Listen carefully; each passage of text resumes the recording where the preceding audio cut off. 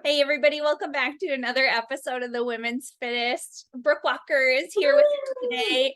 Woo woo! Yeah. We have been trying to get this together for like a month. I know, it's crazy. And the craziest thing is, it seems like it's been so long, but it seems like it hasn't been that long, all in the same sense. Like Yeah. this year is flying. It's flying. I can't keep up with anything. It's Yeah. nuts. Yeah, it is definitely going by super duper fast. How was your summer? Good, I think. I'm telling you, like it's insane. I'm always stuck in like the same time frame of the year. So like I always get stuck in like that January, February time frame. And I'm like, where did the time go? So it was a great summer, but it just flew by. So it's like everything seems like it's a blur. Yeah. We were like all the things we were going to do this summer, and then I mean we did a lot of them, but it was like holy cow, it just really I it's know. it's craziness. And you have so much bad luck with stuff. Like it's just one freaking catastrophe after another. I It just is. I should truly write a book because here's the thing. My travel luck at this point, it's truly comical and I cannot make this stuff up. I now go to the airport and I'm like, what is going to happen now? Like, what could possibly happen?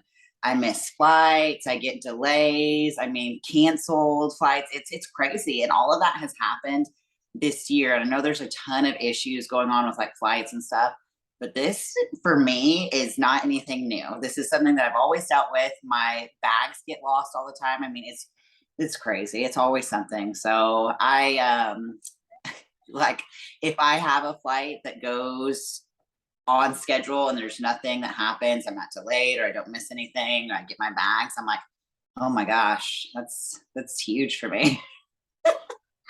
I don't know when that's happening, because I think every time something happens, you're like, so let me tell you, this is what happened. It is literally, it's so funny. I mean, I'm always delayed. I'm like, oh my gosh, I'm still at the airport. Yep.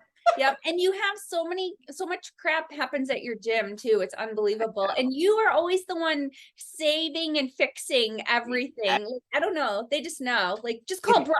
Call They Brooke. do, and I love it. Like that is a nice thing, but there's truly something that's always going on here, and I'm grateful for that because with the bad has always come good, and so like all of these terrible storms that we've gotten this year have done like a number on our roof. So our entire roof is getting repaired, but none of our gutters are on the building. So we've been in this drought all summer, right?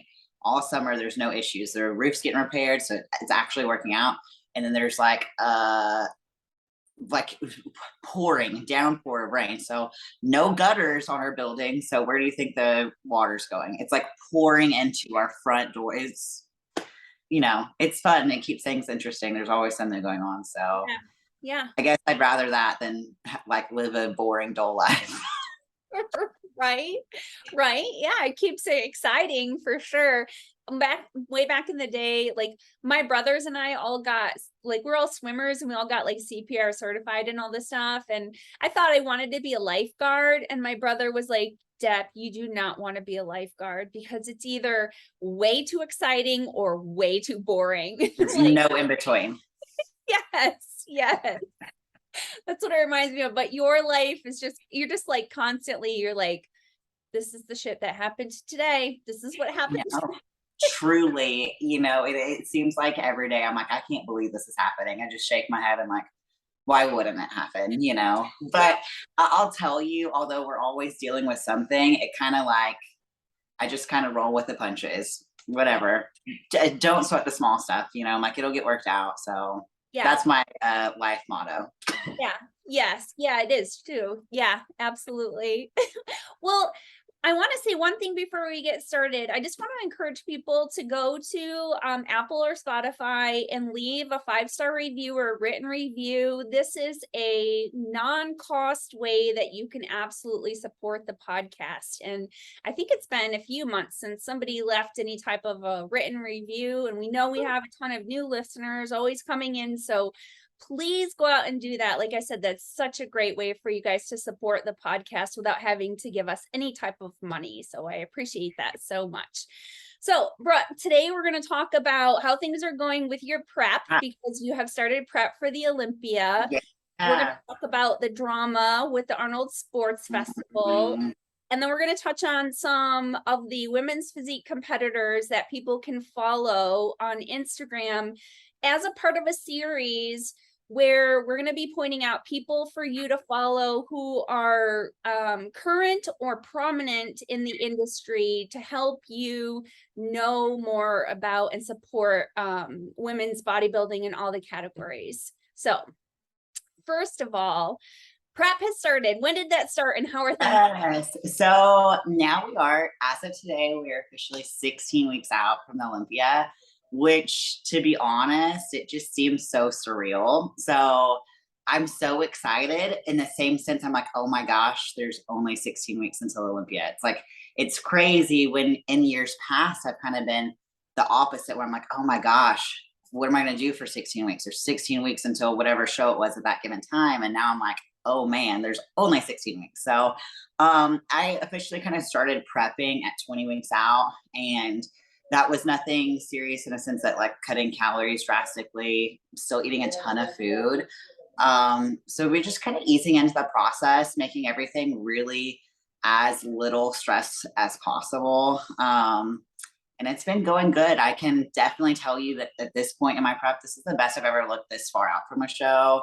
And it seems like the areas that I needed to improve on look like I have made some improvements. But, we'll see in 16 weeks how they kind of actually look, because I've been working really hard. But obviously, we'll see kind of the physique I built come December.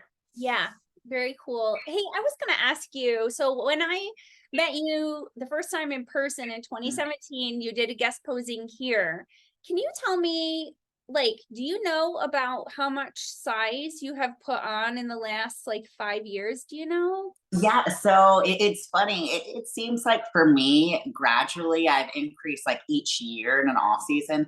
It seems like it's been about 3 to 5 pounds depending on the year. So like last year, my kind of top weight was 148, and that's where my body was like comfortable at, right? So like if I got above 148 in my off season, I felt uncomfortable, where I just like felt like my performance and just everyday movements and things were a little hindered. I just felt kind of out of breath or fatigued or just not very like healthy, I guess. So this year it's been a little bit different. I think my top weight that I got to was kind of 153 this year, and I felt good there, but kind of the same philosophy. If there was a couple of times where maybe I hit that like 155, 156 marker, and I didn't feel good there, right? I felt soft and kind of just heavy, lethargic. So now it kind of like is, I personally love it, because I feel like even though it's a few pounds difference, it's that could be huge, especially if it's lean muscle mass. So we'll see. But I stepped on stage in my pro debut in 2016. I can't remember the exact number, but I want to say I was like 125, 126, stepping on stage, and so this go around, it just seems like I'm gradually just putting on just a handful of pounds. It's not anything substantial. It's not like I was 137 or, last year, but I did walk around before I started kind of depleting some water. I was about 137 going into shows. So going into the Olympia last year, I believe I was about like 136, 137. And then the day of the Olympia, I was 133. So. Okay.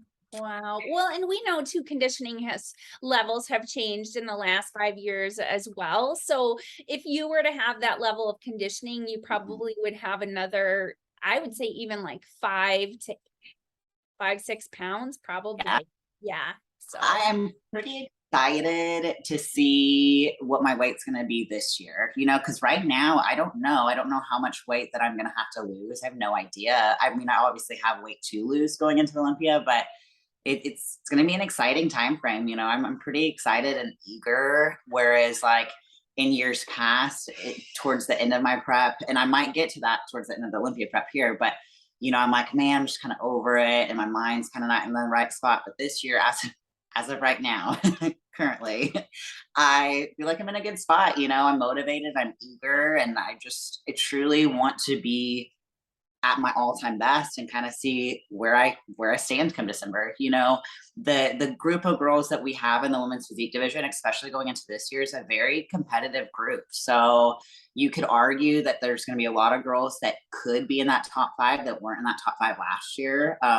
Nobody's placement is safe, and I think that's great and scary. It's great that we have such a great amount of girls that are competitive and they're going to be bringing these awesome packages. But in the same sense, it's scary because, I don't want to lose my placement. Yeah, I completely, yeah, I totally can understand that. And we've had some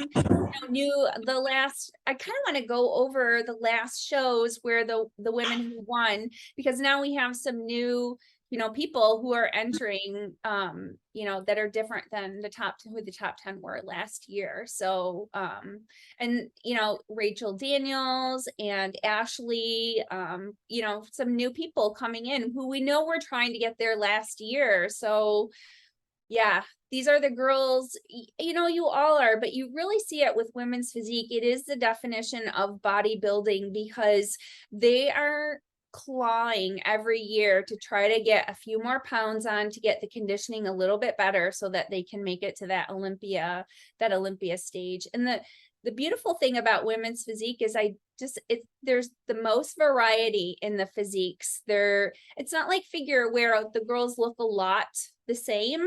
And so I think it's really hard to judge because I think it comes down a lot to aesthetics with it. Don't you think? Yeah, I completely agree. And actually, that's a great reference because you do see a lot of similarities when you think about the division of figure as a whole. For the most part, these girls that are especially at like the top level, their physiques and their shapes are very comparable to one another. And then you go to women's physique, and man, there's a wide variety of girls that with different shapes, and I love it actually because it just works for different people. So I obviously, I'm going to be biased towards women's physique because I just love the division. But I love the camaraderie that we do have within the sport, and I just think without one another, there's not going to be women's physique. So I think it's very important and crucial that we kind of stick together and stand our ground, especially with kind of like the decline has come in terms of obviously like the Arnold, things like that. So it's very important that us women's physique girls really, and to be honest, it's just important that we all stand a little bit more united because who knows what's going to happen in the upcoming years, Yeah. Well, and this is again part of the reason why, we do this podcast is to help promote the women of the IFBB and the NPC because it can really circulate around men's divisions, and there's more women's divisions than there are men's divisions. And with the birth of social media really booming over the last few years, so many girls are really, I just love this. After growing up in the 90s when it was like thigh gap and everyone was trying to be skinny, everybody's they're like, I want that ass, like I want giant quads, And I just love that because we're promoting healthy physiques where, most women are built to have more thickness to them. So, yeah. Yeah. And I do love that now we are more likely to embrace a muscular physique within a woman than what we used to be. Now it's not all about being skinny. So, I'm a huge fan of that. It's like girls everywhere want like a rockin' pair of legs, good thighs, muscular legs, good glutes. So that to me in itself is really awesome. And that I think kind of goes as a whole for the most part. All of these girls kind of have common interests in that sense. Yeah. Well, I was even talking with I had a Zoom call with a potential client, and she was talking about, how bikini even has grown over the last few years. And I was telling her how like Lorelai Chapados is 5'7", and she's like 130 pounds on stage. And I'm like, bikini used to be your girl who looked really great in a bikini, had a bit of a butt, a little bit more of a sculpted butt, but like could just like kind of walk off the street, genetically be. For sure. And now you cannot step up and do well in bikini without having physically earned that physique. It's way more muscular. Absolutely. You know, and I might be wrong, but you're absolutely right. It seems like in years past, and you could apply this with like women's bikini, men's physique, even it was like at that point, somebody that was like, you could just take them off the street. And this is just like a general physique that anybody can kind of have and maintain. And now you're right. That could be furthest from the truth. Every division, no matter which division you're in, you have to earn it. I mean, everybody's dieting and training hard to earn that physique, and come show day, that's not something that anybody's just walking around maintaining. You know what I mean? It's hard no matter what division you choose to compete in. Yeah, absolutely. And I think the more that we can talk about this stuff and have it, people posting workouts and their diet and everything that's going on, even with preps on social media, that message is going to get out a little bit better so people can understand, like, yeah, that's like that saying, like, the best thing about having like a physique like that is you can't buy it, you have to earn it, and Yes. you've been doing this for like 20 years now. Oh yeah, and that's the thing that I love the most, because there's no feeling that's more gratifying than getting on stage and knowing that at the end of the day, you could have had so many people in your corner that are there to help and support you, yes, but you're the one that has to implement everything. So people can help you, they can tell you what to do, they can help guide you along the way, but it's up to you to actually implement that plan and that routine. And it is the most rewarding thing when you get on stage and you're like, I did this, I earned this physique, and obviously you're always competing to win, we all want to win, but I'm always just so proud of myself, because it's hard. Prepping for a show is so hard, and there's not one show that I've ever done that at some point during that prep I was like, this isn't worth it, I can't do this anymore. You know what I mean? I'm like, why do I do this to myself? Do I want to do this anymore? This is awful. It's like I'm basically a walking zombie at some point, hating life, but Yeah. I obviously love it, because I wouldn't continue to put myself through this every year if I didn't enjoy it. Yes. Yeah, absolutely. And I love too that it just kind of bleeds into like these people like yourself who are so involved in this sport, like that bleeds into every aspect of your life. You like it pushes you to work for, it's like why people go to you when you have problems at your gym or whatever. They know like you're a problem solver, you can embrace a struggle and find a solution. And I think it bleeds into every aspect of your life. So Yeah.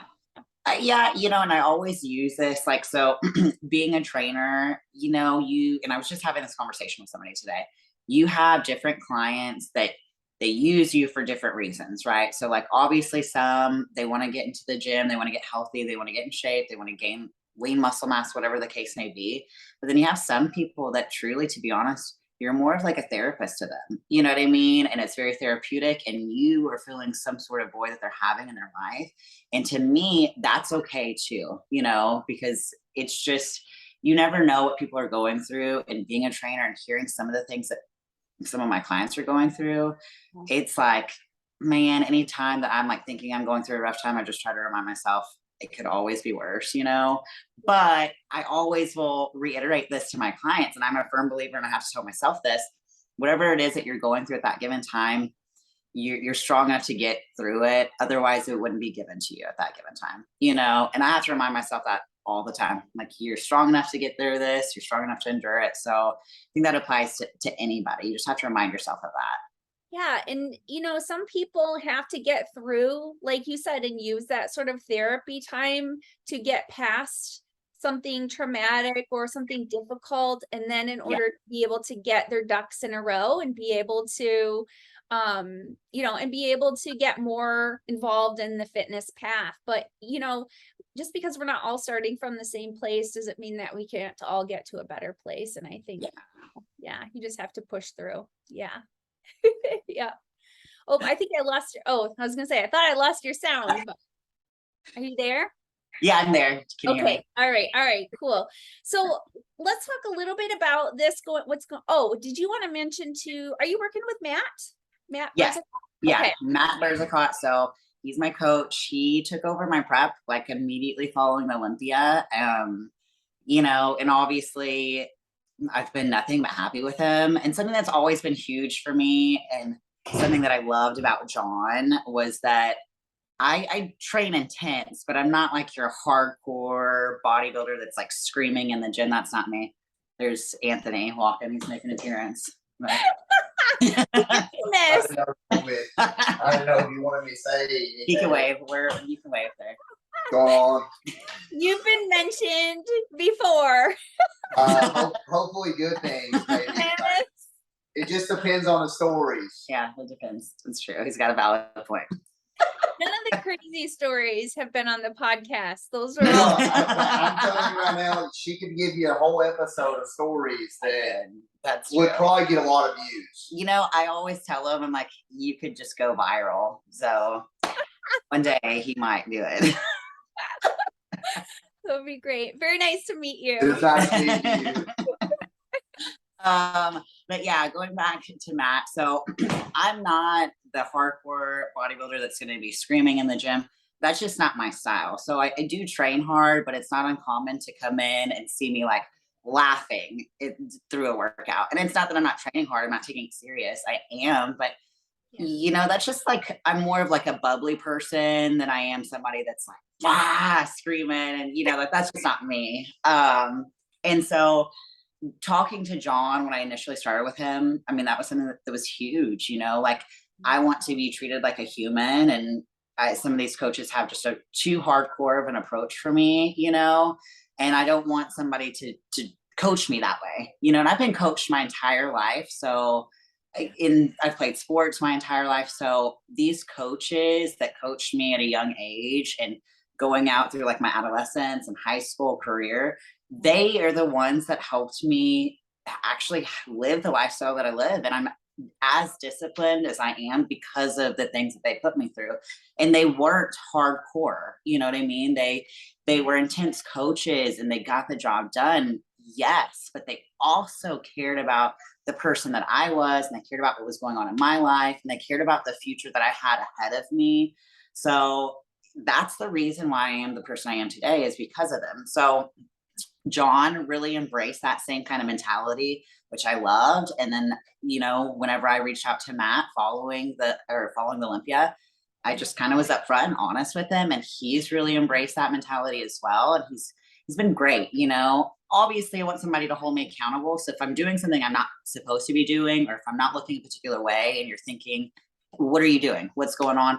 Yes, address it. But I feel like there's a proper way and a not so appropriate way too. So it all depends. I'm not going to be receptive to somebody that's just going to beat me down. That's not going to be a good approach for me. So Matt's been awesome. We have worked on the areas that needed to improve, and I feel like we have made some improvements, but we'll see kind of how much we truly have improved in December. Yes. Yeah, absolutely. That's very relatable. And I think people need to know that there's different types of coaches out there. And, people that are very black and white and are going to give you short answers. A lot of coaches are like that. But, some of us need a little bit more of John Meadows was very much like a father, which if you think about a good father, they are disciplined. They discipline you, they provide you structure, but it's also very caring and loving. And you can tell that, whether it's people have different ways of showing that, but you can tell that. And that's how John was. You could just tell that he cared, and he had a soft glow about him when he he really did. And I could talk about John like all day, but I feel like he was one of the best coaches in the industry. He was one of the most knowledgeable individuals I've ever had the pleasure of meeting and talking to. And I wholeheartedly believe that. Like, there's things that he would say to me that were just so mind-blowing that he would know that, and I'm forever grateful for that. But I will always use him as an example because he is one of the best that ever existed. And he was a genuine person. He wasn't going to beat you down. He is not one to get on social media and trash whatever it is that he's trashing. He's not going to trash clients or blah, blah, blah. I'm so hardcore. And if you have to ask me questions, you don't need it. You're obviously not doing the work. Like, and you know that there's those coaches that are out there that kind of just do that. And, you know, if you're receptive to that and that's the kind of coach that you want, by all means, go for whatever is going to work best for you. But for me, that doesn't work. And John was very much a father figure to me. And just like you said, in terms of like a father figure, they are going to be very disciplined and they're going to expect something from you and they're going to put you on a pedestal. And I have very high expectations of you. And that's what I felt like John was. But he's also going to be there to be nurturing and helpful, you know, as what I believe a coach should be, because you should always care about your athletes, no matter what sport it is. You should always care about them and care about the person that they are outside of that sport, care about their future whenever they're done with that sport, you know. And I'm forever grateful for John. Forever be grateful for him and everything that he showed me. So I'll use him for example for the rest of my life. I mean, there's going to be a group of athletes in years down the road, but that may not know who John Meadows is or was, but I'll for sure always continue his legacy in the best way that I can possible. Yeah. Well, oh my gosh, Brooke, you're like, it was making me cry. Think about it. Cause he is just, you know, he was just such an amazing person. But I truly feel like, and I've said this before, that you are the female version because you're very structured, you're very disciplined, and you are, you know what you expect of people, but the way that you deliver it is truly from the heart. And I think that you are absolutely carrying out his legacy. Yeah. I'm that's an honor to even be able to be told that. So I will take it. And it is important, you know, there's people have lives out of bodybuilding, they have lives out of everything. So we're all human and we're all going to be going through different things at some point in time. And I think it's huge to help people get through that stuff. You know, like I think there's clients that have had me as a coach and they loved me. And there's clients that have had me as a coach and they probably thought I was the world's worst coach, you know, and that's okay. You know, that's just kind of comes with the territory. But, you know, I try to be a good person when it comes to coaching and just in general. So at the end of the day, I just got to kind of be satisfied with that. And it is what it is. You know, all the other stuff comes with it.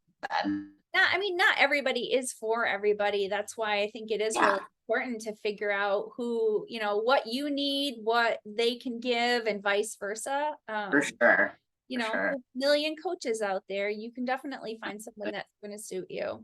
Yeah. 100%. You're absolutely right.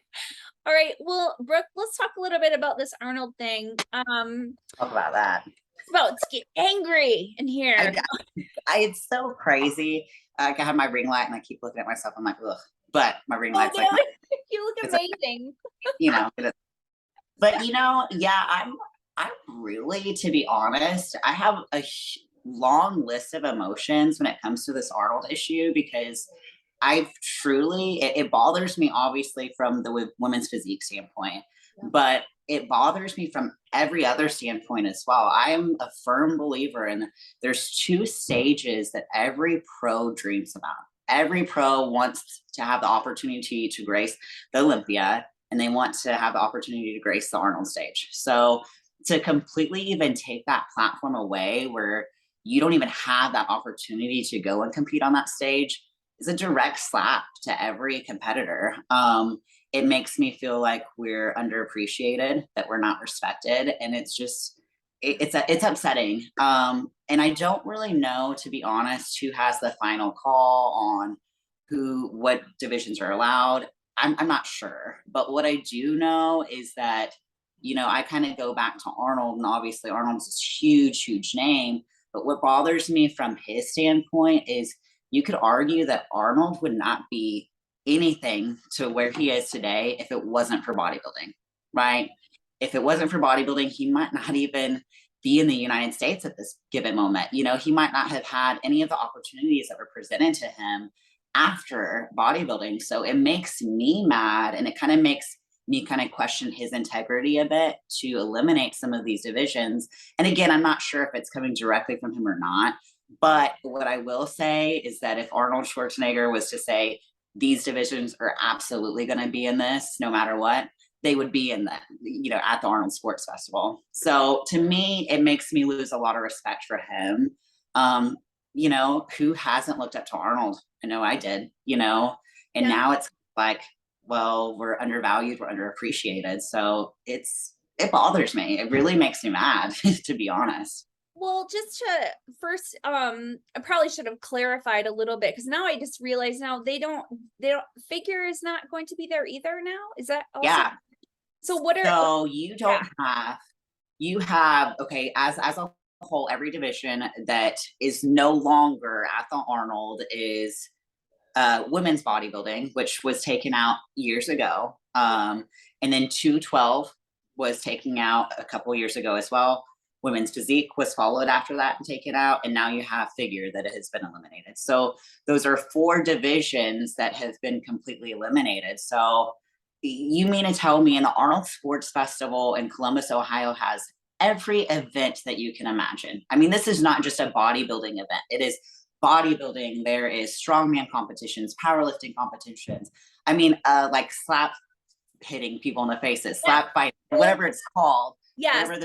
Pole dancing, there's like fencing, ballet, or a ballroom dancing, excuse me, but anything and everything is offered here. So the foundation, again, all of this stems off of one thing, and that's bodybuilding. So to me, every division, every pro division should be offered at the Arnold Sports Festival, no matter what. And I'm saying men's and women's divisions. So 212 should be back. Women's bodybuilding should be back.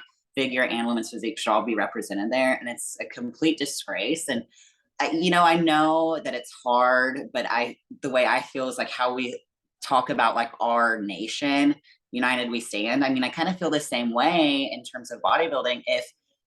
If we were ever to make a statement, it would have to be not just women's physique girls or figure girls or 212 bodybuilders, or women's bodybuilders. It's all of us. It has to be every person, man and woman, that would have to stand their ground and say, no, if you're not going to offer a platform for all of us to compete, we're not competing, and I know that might not ever happen, but that's what I feel like it's truthfully like the only way it is going to happen.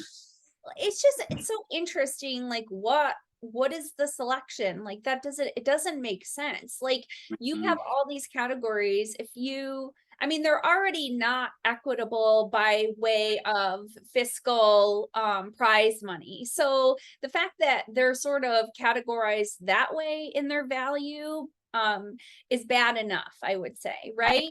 Like the money should be, even if you were to say, hey, men's bodybuilding was first, we're still going to give them the most amount of prize money, but every single other category, I think, should be divided equally with the remainder of the money.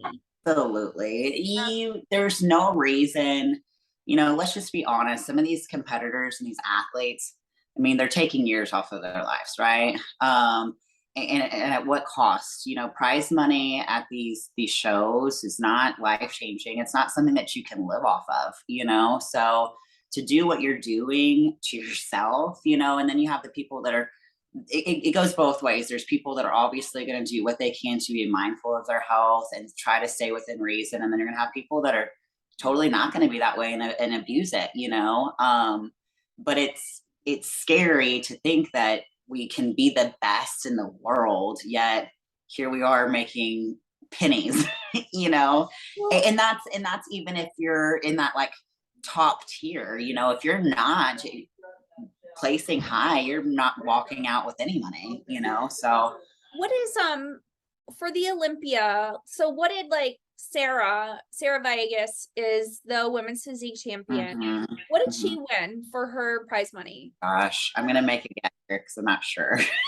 But I'm gonna say, she obviously made the biggest chunk out of our group, so I want to say it was like 40 to 50,000, right? Somewhere within that time, within that frame of money. Then you have Natalia, which I want to say she walked away with like half of that, maybe 18 to 20,000, right? Okay. And then I walked away third place with $10,000. So, so that's going to be the most prize money that's allotted to you, you know, at the Olympia, but you take that and I think well, the guys, what the guys make, what is it? What is, yeah. It's crazy. It is, there's no comparison, you know, so like, and here you have, and I could be wrong, but you have like, let's say top 10 with the men's bodybuilders. I believe they're walking out with money, right? So yeah, it's crazy. And here's my thing. I am realistic in a sense that I do understand maybe your men's open bodybuilders should be making a little bit more. I'm okay with that. I'm not saying that they shouldn't, but not to that degree. I don't agree with that at all. So I thought, yeah, I think the winner takes home $400,000. Yeah, it's crazy. That's what they're, and that's life changing. I mean, yeah, it's well, you know, shit. I mean, I don't make $100,000 in a year, so you know, like, heck yeah, I'd be pretty pumped if I'm walking out with $400,000. But you know, don't you think if there was more monetary value put towards these athletes, I think that some of them, well, I think it would actually probably grow the sport more so. But I think it would help, you know, people would be maybe a little bit more like I don't know, practical, and they'd be more mindful of their health, things like that, if they had more money, you know. Yes, but they could take better care of themselves. They could spend more, you know, on blood work and you know, doctors and all the other, and like even somebody like you who ends up taking, you know, this time off, you've learned to take time off 6 weeks or whatever before the Olympia.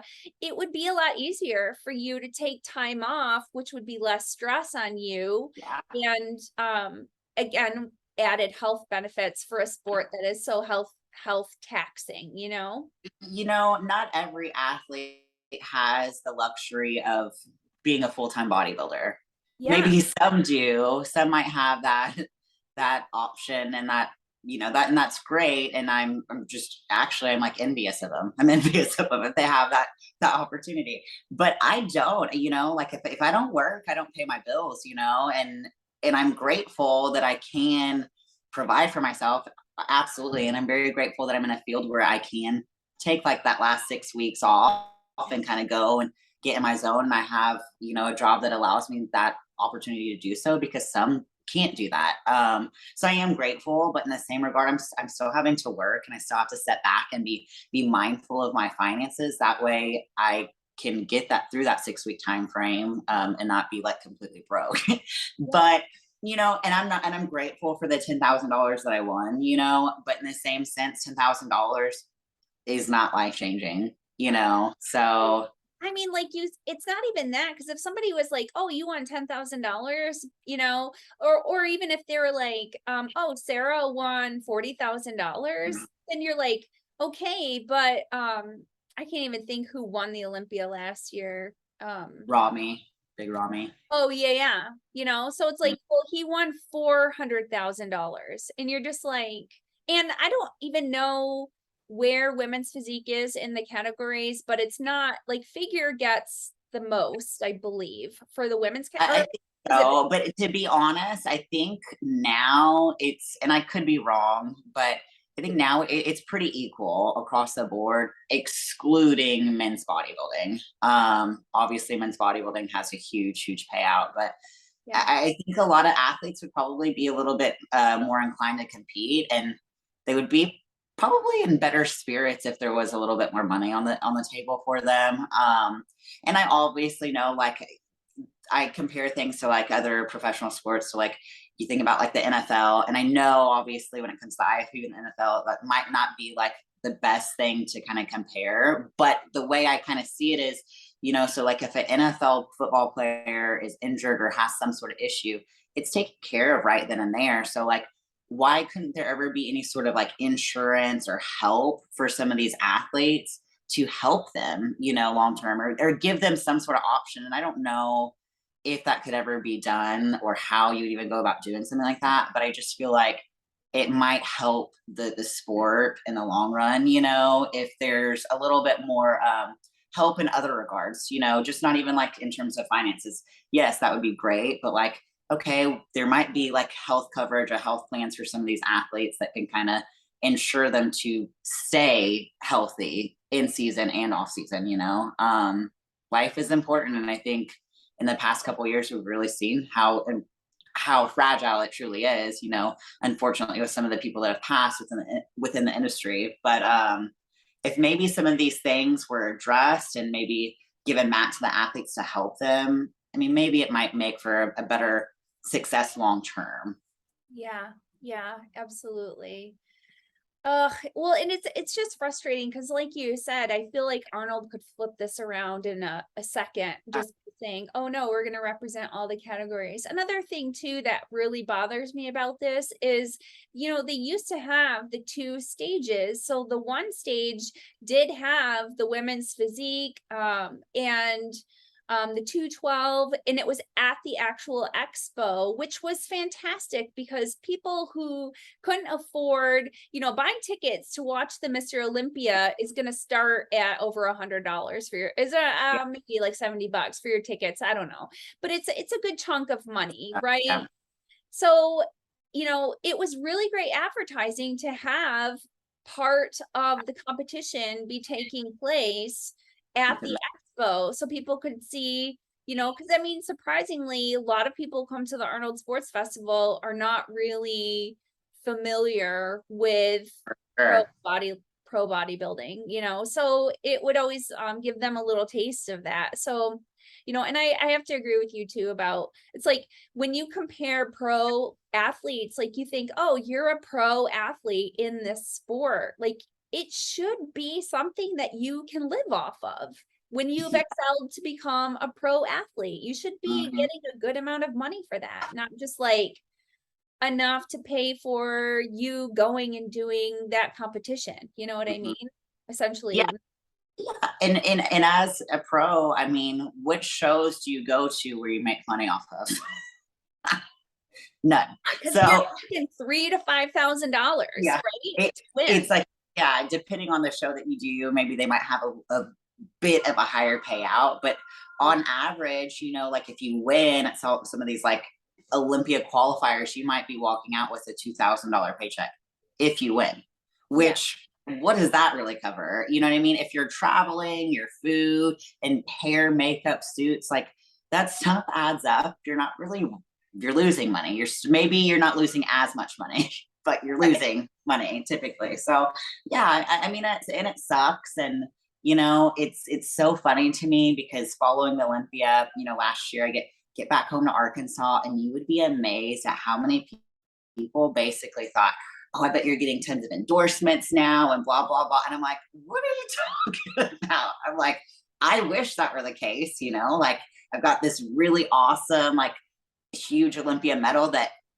I love. And that is something that like I will forever be grateful for. And I hope that I can stay in that top 3, maybe even get a better rank, but I will always cherish that. But still, at the end of the day, it's like, I have given up so much and sacrificed so much and probably have taken years off of my life, and I know that every other competitor kind of sits in that same boat, it's hard. It's hard. And there's times where I've given up really great opportunities or things that I could have done, and I'm like, hey, this is what I want, I want to go for it. And I understand it, I'm sitting here talking about the Olympia and I know that it's not like I'm going to make any sort of life-changing money, even if I were to go and win the whole thing. But it's like, I want this and I can't imagine myself doing anything else, so sometimes it's like an obsession that drives me crazy that I can't stop. What do you think needs to be done to try to change this? Or what can we do? Like I said, I do feel like in its own little way, promoting and getting people educated, saying, hey, follow these people, all that type of stuff. But like, I mean, what do you think needs to be done? And that's a good question. I wish, I don't know the whole answer to give you on what needs to be done or who can do it, but do I think that something should be done? I absolutely do. I think, and you could argue too, things are gradually being done. So who knows in the years to come, maybe those payouts will be a little bit higher. You think about like the first women's physique Olympia. I want to say that Dana Lynn Bailey, when she won, it was $10,000 that she walked away with. So, and I could be wrong, but I'm pretty certain that she walked away with a $10,000 paycheck, and she was the first women's physique Olympia winner to ever exist, right? So obviously the payouts have increased, and I am grateful for that. So maybe in years down the road, they're going to continue to increase. And I hope and I pray that they do. I'm grateful that women's bodybuilding is back in the Olympia. I'm very, very grateful for that. So maybe we are taking steps in the right direction. Obviously, I think that there's more that can be done. And I think maybe they have a plan to implement that, along the way. And maybe the people that are of a higher power are going to kind of do that for all the athletes, because here's the thing, and I am a firm believer of this, and the amateurs are the future of our sport. So I believe that it's very important to take care of the pros now and give those amateurs something that they want, so motivate them. If the people that are up and coming, if they see that it's a lost cause, why would they be inclined to continue to compete and reach that level of, bodybuilding? What would give them that incentive to be the absolute best in the world if there's really nothing once you reach that highest platform, Yeah. I mean, it goes to show that it's definitely an ingrained passion, like you had said, like almost like an obsession, but truly, because you aren't getting a whole lot of money for it. You still have to do your regular job, but it's almost like it's just in you. Certain people just have, there's been many times where I've talked about retiring. I mean, many times I have kind of dabbled in that, and I thought, should I be doing this? Am I good enough to do this? Should I just hang it up? And when I tell you that, like, you give up things that are great things, like there's opportunities that I truly have passed on because at that given moment, I thought, this just isn't for me. It's not the right time. And that's hard. It's a really, really hard pill to swallow because there's times where I've been torn. I could go down this path. It's a great path, but then there's a side of me that can't allow myself to do that because I can't hang up my bodybuilding suit. That makes me laugh. There's worse things. There is, but it's kind of like I said, I do enjoy it, and I just try to be as mindful of my health as possible. And at some point, I do understand that I'm going to have to retire, and I'm not going to be able to kind of like be at the top level anymore, but I still, even when that happens, I still want to be very active within the bodybuilding community. I love the sport of bodybuilding. I loved it before I ever was competing, and I remember being a kid and like looking at bodybuilding and just being truly amazed by it. So it was something that was always intriguing to me. I was a fan of the sport long before I was ever a competitor. And so when the day does come, whenever I do retire and decide I'm not going to do it anymore, I still plan to be very active within the community. So it is something that I will hopefully be around it will be a big part of my life no matter what. Yeah. Well, I think you're doing it right because of how long you have been doing it in the slow process. The last podcast that I talked with Natalie Wolf was, same with her, she's been doing this for, I don't know, 17 years or something like that, competing. And it's like, if you are smart about it and seeing herself getting better and better. So, Absolutely. the efforts are all coming to fruition for you. It is worth it. It's the people that, if you weren't seeing yourself getting better year after year after year, then, you might think, oh yeah, it is really time for me to hang it up. But when you're your best ever after all of these years, obviously you're figuring it out and you're doing something right. So yeah, I enjoy it. It's been a slow process at times where I feel like it's a slow process. And then there's times where I'm like, I'm so grateful that things happened to me the way that they did. Even at the given times I was frustrated with some things, but looking back, I'm like, I would do it the same way every time. So I'm grateful for bodybuilding. I will forever be grateful for bodybuilding. Yeah, yeah, absolutely. Well, so I think we talked about the ones that aren't being represented, and are you like, you're not going to the Arnold? No, obviously it's not like Arnold's gonna know, dang, that Brooke Walker, she's not here, so it won't ever even make an impact to him. But to me, sometimes you do things just because it's like the principle of it, and so that's going to be my mentality. I can't support, and I obviously support every competitor that's going to compete within the Arnold. I want them to do well, and I had the opportunity to compete at the Arnold, and it was a moment that I will cherish forever. But do I have any, am I going to go? Absolutely not. I have no desire to go. And that's truly unfortunate. And that, to be honest, I actually hope that a lot of people feel the same way. And I hope that maybe at some point Arnold will rethink some of these decisions. If he's the person that kind of decides, I don't know. But like I said, I assure you, if he wanted to make sure that those divisions were represented, he could allow it. And it actually kind of bothers me that he hasn't even made a statement on it, Sarah Villegas has offered, obviously, to put up prize money last year, or I guess whenever he first announced that Women's Physique would not be in it. And and I'm forever grateful for Sarah to do that, because I don't have that kind of money to put up. No, not I, but so I am grateful for that. But I do think it's kind of like a disgrace, like, acknowledge it, you know what I mean? Like, why hasn't Arnold come out and made some sort of statement on this? Give us an answer. So it is very frustrating in that sense. So maybe at some point he will, I don't know, but it infuriates me even more to not hear anything. I think silence is truly like the worst. I hate it when I get the silent treatment. So that's what he's doing. Yeah, I mean, being gaslit basically is what's going on. Brooke, what's up with these, man? These are freaking amazing. I know. So I bought this new Corvette. No, I'm just kidding. It's not mine. I wish that was mine. No. So Joe Bayer with HD Physiques, he's been a dear friend of mine for years, and we have worked together, gosh, I believe since 2015. And he's like a Corvette guy. He's had Corvettes kind of off and on for years. So he has gotten this new Corvette, and I'm like, we've got to use that to shoot. I love it. And I wanted to go to, I think do you have a progress picture along here? I think somewhere you do. Somewhere there is one. I remember when I saw, I was thinking, in the black here.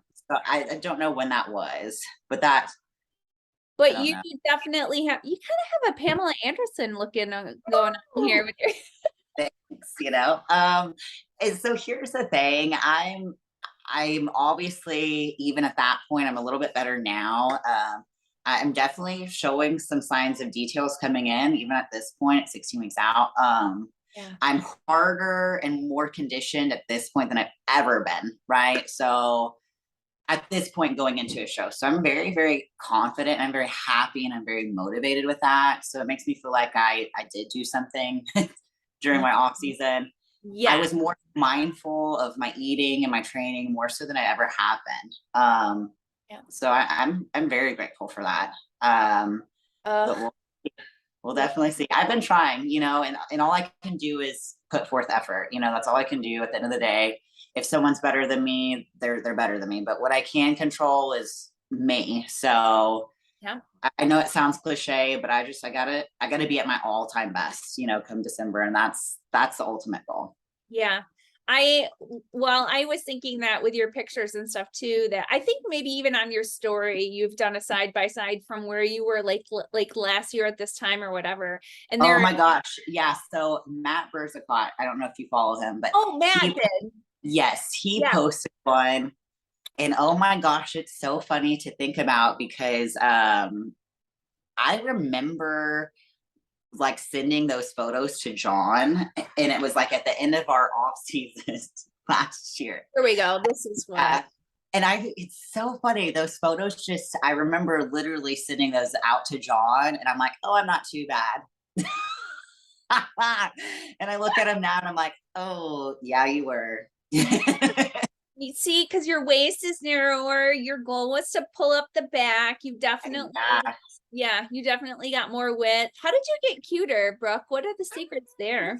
I tell people I age like fine wine, so I get better with age. But it's funny. So on there's a rear photo, and from behind. So I've always been stronger from the front, right? Always been stronger from the front. Yeah.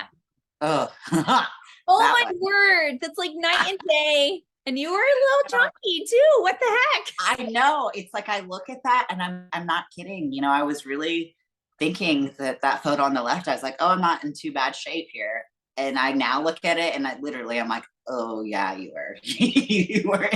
So but you know, that was 20 weeks out of my competition prep last year. And obviously that was my 20-week out marker, 19-week marker out for the Olympia this year on the right. So I am grateful. I can obviously see that I've made some major improvements. So we'll just, you know, now comes the fun part. It's like we get to diet down and see what physique we've actually built. So see what's that's all that matters. See what's behind door number 1. Exactly. To be it. Let's see here. I think I had screenshotted. So okay, so we'll quickly let's see. First, I want to talk about who won the last show. Was that? It's Ivy Strong, right? It's Ashley Jones. Didn't she just win the latest? She won Chicago, and Melissa Teak won Battle of Texas. Melissa. I hate to scare you, but Melissa looks fantastic. Does she not? Oh my God. She really does. Yeah. And Ivy did really well too at the Battle of Texas. She placed top 5.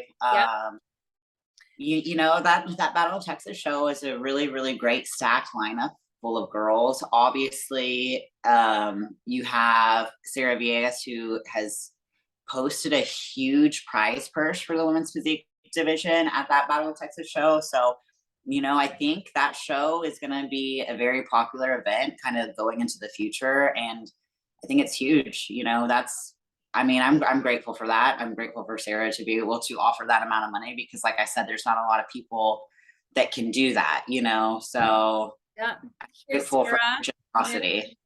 There's a little bit of Brooke right. I know, but look at that photo. She chose her best one because me and Natalia aren't even set, you know. How dare her do that? No, Sarah looks good, and you know I have a lot of respect for Sarah. I think obviously I want to beat Sarah. Who doesn't? I think, but that's not. You know, I don't mean that in any disrespect. You know, you want to be the best, you have to beat the best. So, she's obviously going to bring a killer package, and I hope that she does. And you obviously looking there at Natalia, you know, she's going to show up in shape. And to be honest, I think every girl that is going to qualify for the Olympia this year is going to show up in shape. So I actually think that women's physique is going to be a great division to watch at the Olympia this year. Yeah, there is. And you know what, too? A lot of you are just so pretty. Like I love I hate to be like this person, but that's a lot of the femininity that comes into the sport, and it just looks so fantastic, you know, when you've got such a pretty face on piles of muscle, you know. I completely agree. And something too, I think okay, here's my philosophy. If you're in this sport and you're in the IFBB as a pro athlete, I think we all probably have some sort of mental issue because we love this stuff, right? So like we thrive off of it. We enjoy the suffering to a certain extent. We enjoy the training, and the list kind of goes on. So I think being a women's physique competitor right now is crucial because we're losing a lot of different things. You know, it's like, okay, are we the joke of the IFBB? And that bothers me. So to me, I know it kind of fuels me a little bit, which I feel like it's going to fuel a lot of these other girls too, to be like, hey, we are here, we are united, we stand strong, this is a division that you should take serious and that you should respect. So I think a lot of these girls come December are really going to be showing up to kind of put on a show, and that excites me, you know, because I think it's going to be a great show. I think we are going to put on a great show for everybody. I just hope that I'm like the leader of the show.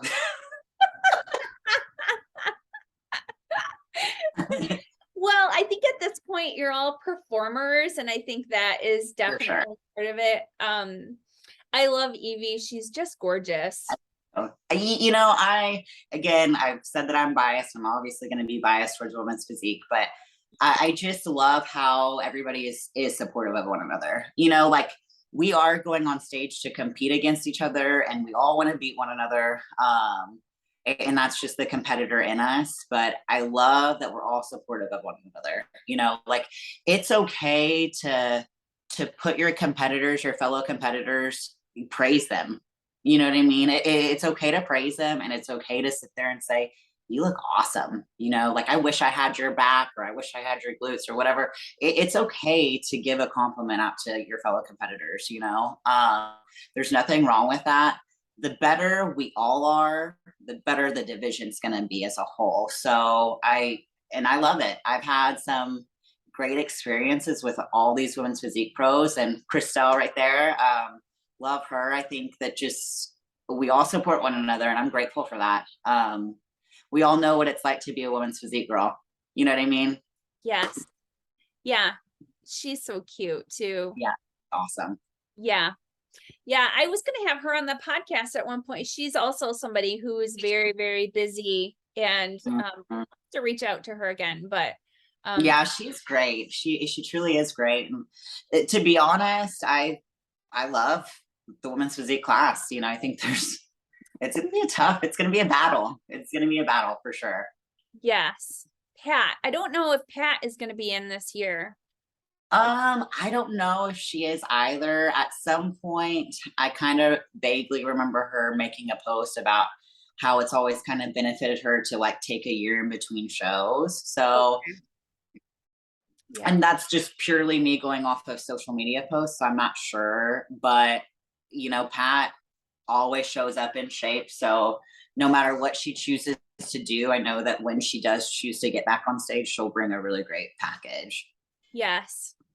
I was kind of just zipping through, not really saying I love that you're talking, you're narrating while I'm going through these, but I was putting in the top, oh, there's a bird right out my window. I was just going through the top from the Olympia last year, and who else is there? Oh, I didn't go to, the real Lois Lane, Rachel Mills. I didn't go to Rachel's at all, but Anna, is this Anna's? Yeah, she looks amazing. Wow. You know, and Anna's obviously been right there in the mix this year. I believe she did Tampa Pro, and I think she got second at Tampa, and she walked away with third place, I believe, at Battle of Texas. She's going to be right there in the mix, you know, and that's something that you can never take a placement too seriously, I guess, in a sense that just because you place second or third doesn't mean that you still won't be right there in the mix at the Olympia. So, you know, sometimes these competitors, you can never count anybody out, you know, so just because somebody beat you early in the season doesn't mean that you can't come up and beat them on the Olympia stage, you know. So that's something that's very important to know, that nothing's permanent, you know. Is she qualified? Anna? Yeah. I believe from a point system she will be. So the new Olympia qualification series going into this season was top 3 women's physique, or top 3 in every division, excluding men's open bodybuilding, would requalify for the Olympia. So if you were in that 4th and 5th place position, you were awarded points going into the 2022 season. So I believe Anna at this point will have enough points to qualify. Okay. Oh, I was like, I couldn't find her name. So this is Anne Moan. Looks like I believe she's already qualified, but she actually might be doing the Arnold Classic that is taking place in September. And is that in England that it's going to be in? I'm not sure. I'm not sure. I'm not sure. But you have, I believe she is on that list. Barbara will be there. That's Arnold obviously Classic UK. Yeah, Arnold Classic UK. So Yep. she's going to be a fierce competitor, somebody to watch out for. Barbara obviously will be right there in the mix too. She has placed 4th place the past 2 years at Olympia, so she's somebody that you can't count out as well. So Yeah. all of these girls are showing up in shape.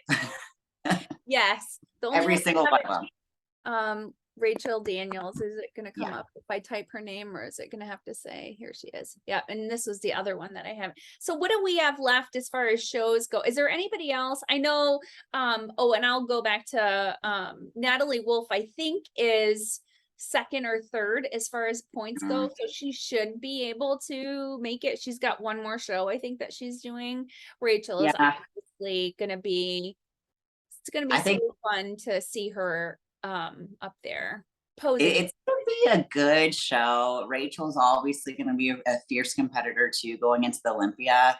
I think you're going to have a lot of different takes on your top 5 because like I said beforehand, I don't think anybody's placement is secured. So I think you're going to go in there and you could argue again that so many girls, depending on what they're looking like, who shows up, if it's their given day, so many of them could be right there in the mix, which is great because that just shows the caliber of athletes that are going to be showing up to the Olympia. So it's truly going to be the best in the world. So it's inspiring and it's very awesome that we're going to be able to have the opportunity to be a part of that.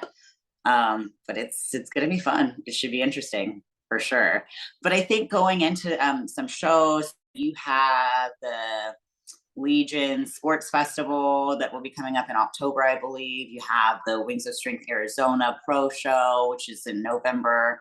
I think there's the Atlantic Coast Show that is November as well. So you still have plenty of opportunities to qualify for the Olympia. So we'll see how many girls maybe that are kind of in that point race, how many of them will continue on to compete just to secure that spot.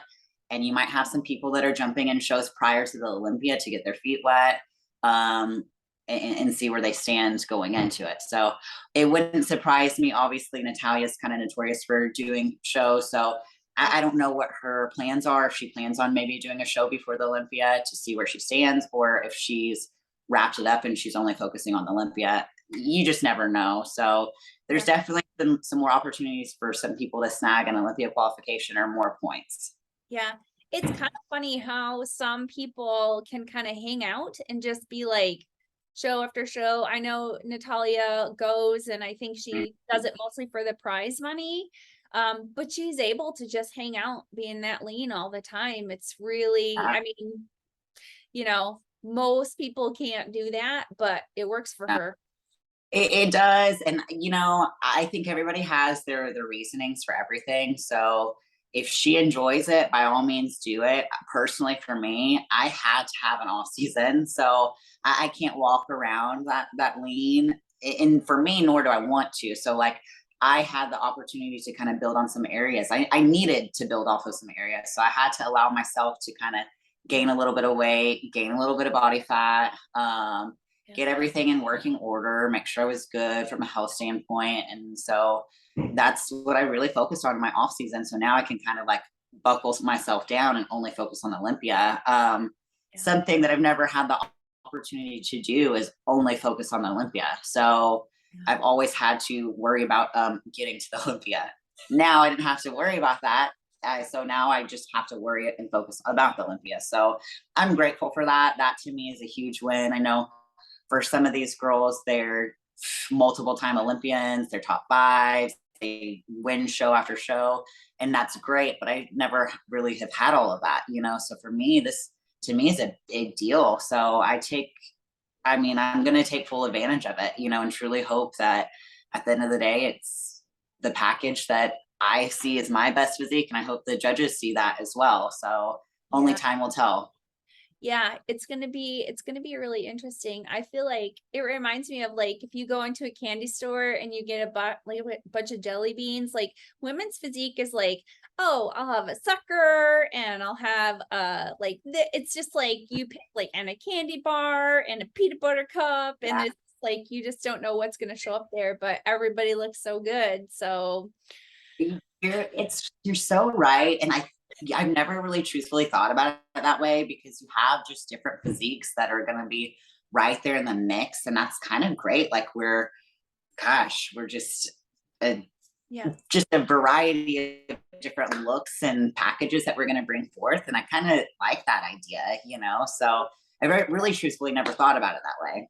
It's been like that from the beginning, if you think about it, though, because Dana Lynn Bailey and Juliana were both Miss Olympia, but the two of them, aside from maybe their height being within a couple, I mean, even their height, I think was within a couple of inches, but completely different physiques and both winners, Yes. Yeah. I mean, that's so true. So true. So it's a very exciting time for women's physique. So I just hope that people stay positive and they still kind of keep pushing forward for that women's physique division. And I hope that we'll grow stronger as long as we stick together. So yeah.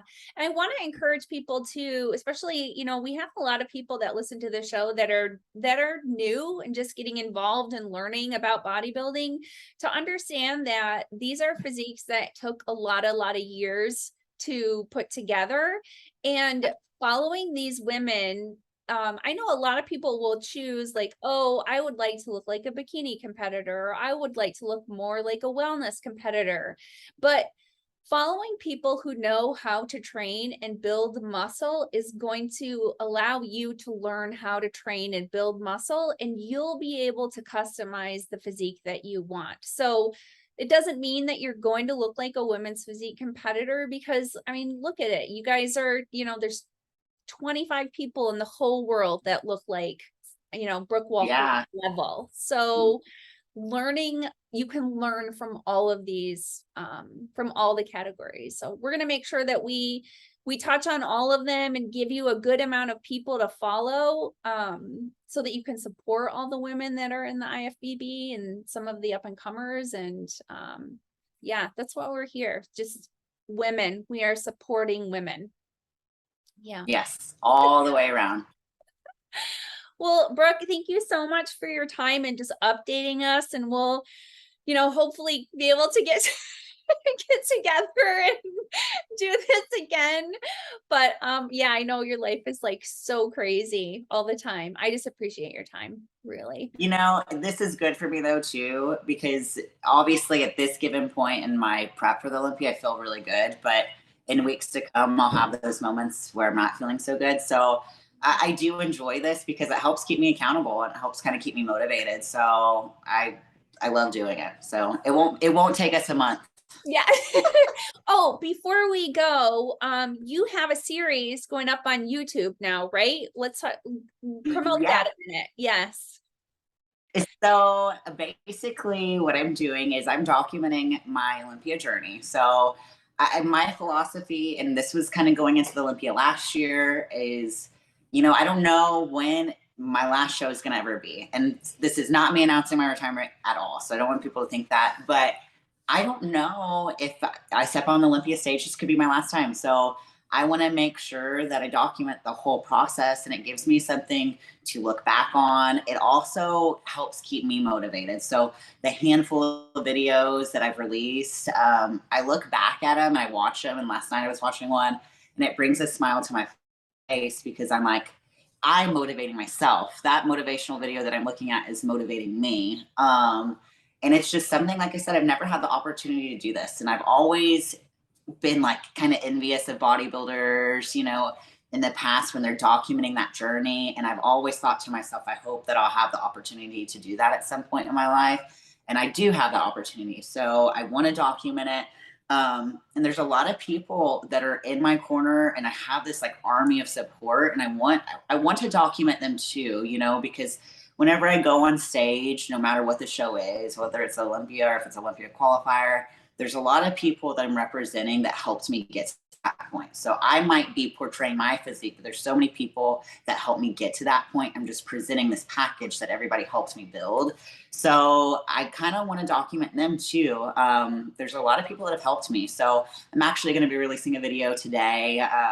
And she's a dear friend of mine and client. Her name's Lexi. And like I'm going to get emotional, but you know, there's just a lot of people that help me, and I want people to see that going forward. So, and obviously being here at 365 Fitness, this has been my home since day one. And just the people here that have seen me before I was ever anything, you know, I was never at that point, I hadn't even competed yet.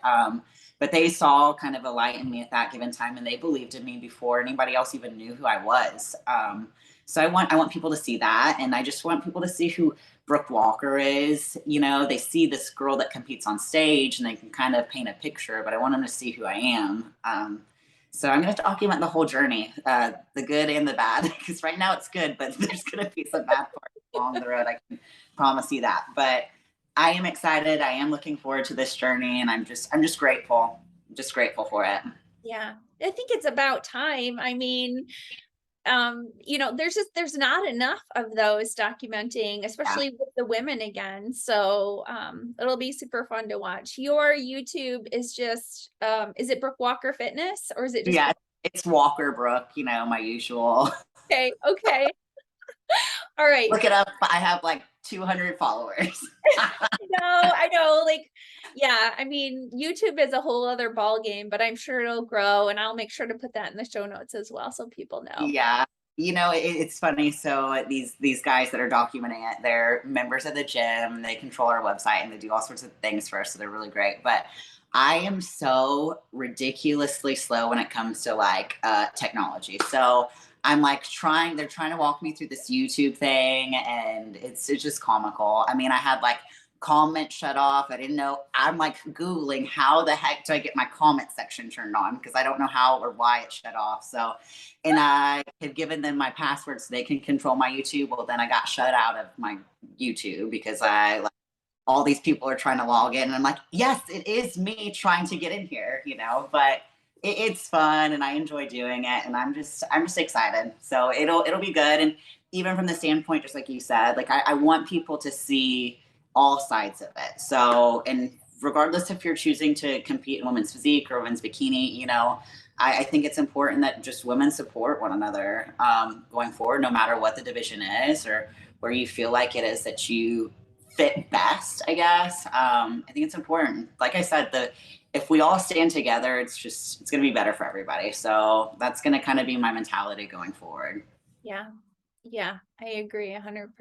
So, well, we're all cheering for you. We love you. And yeah, the more you're on here, the more people know, like, oh, she's just a doll.